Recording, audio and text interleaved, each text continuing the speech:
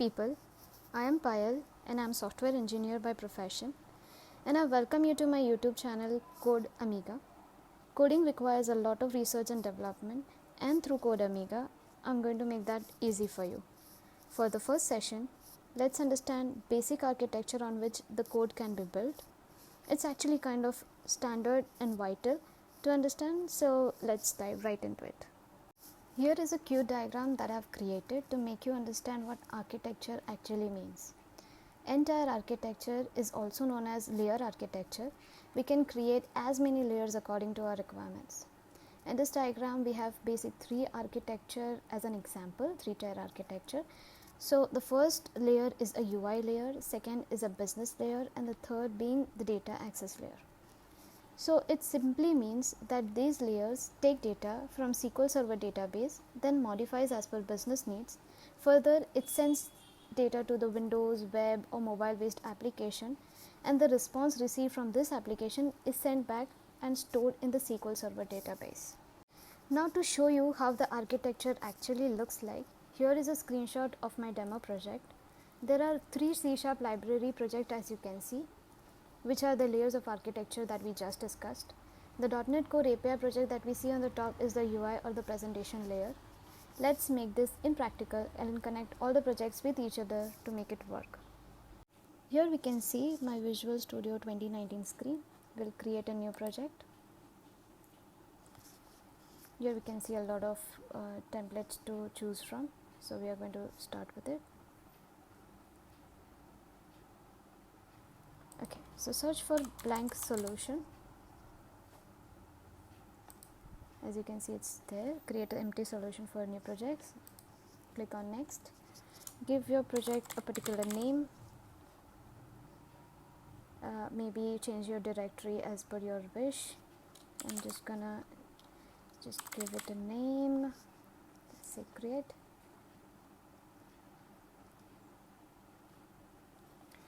And we see the solution to be created. Okay, now we'll see that we have to add certain projects to it. Click on add new project. We'll get the screen back,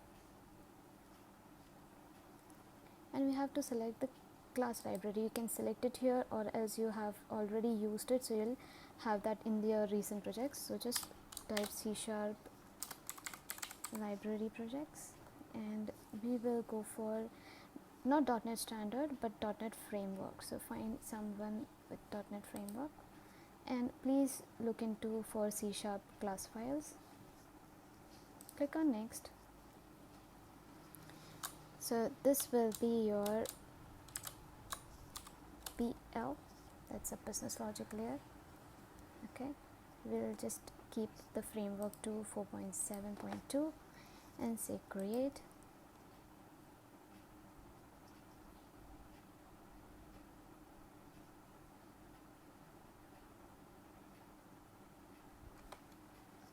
And it will add up a C# library project here.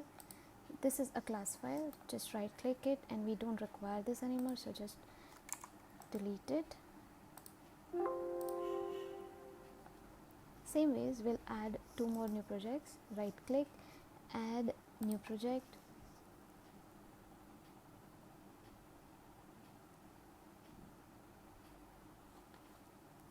Select the ones you want, name it, say create. You have the second one, remove the class file, the last one.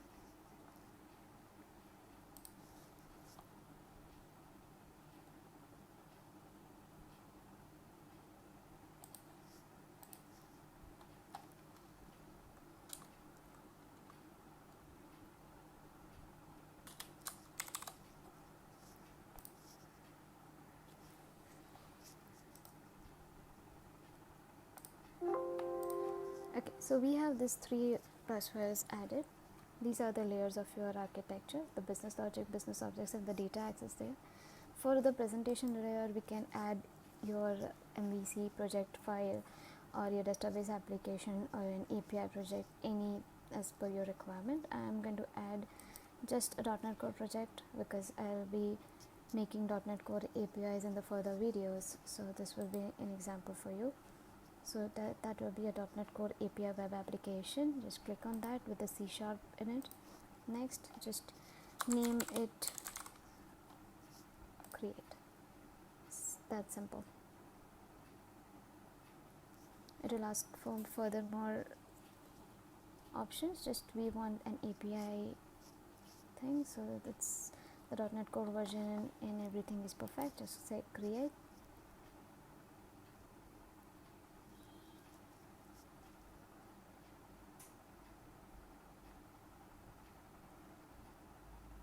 And within few seconds you'll have that ready.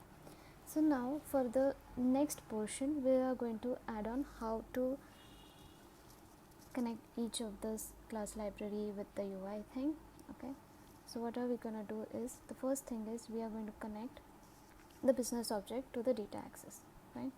So in the references, you're going to say right click, add reference, and you'll have the options of whatever the projects that are added to it. So you just select the BOL, that's a business object layer, say OK, and now that's added to your project. Same way for the business logic, we're going to say right click, add reference, and we're going to add data access layer and business objects both, and say OK. For the API demo thing, it connects with the business logic, right, as per the diagram. So we are going to go and in the dependencies we'll say add project reference, and we're just going to go with business object. That's it. After the projects are added, we're going to just go and clean solution. Wait for a bit, there is this little output window comes up, and then we'll go for the next one. So we'll, after the cleanup is done, we'll have this status bar here. So it's ready and completing. As you can see, clean succeeded. Now the next step is going to build the solution. After building the solution, we'll confirm that there are no errors and we are ready to go for the next step.